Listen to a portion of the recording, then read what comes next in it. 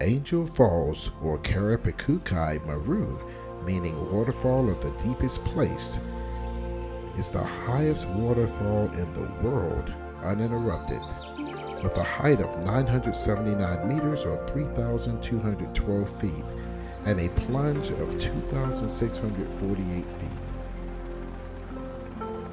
The waterfall is said to be so high that by the time the water reaches the bottom, it is just a mist.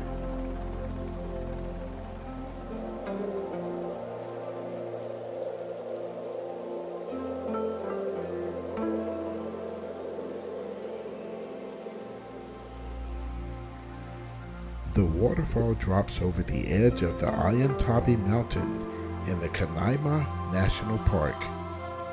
Please like, share, and subscribe to Where in the World is Frank and Gina on YouTube.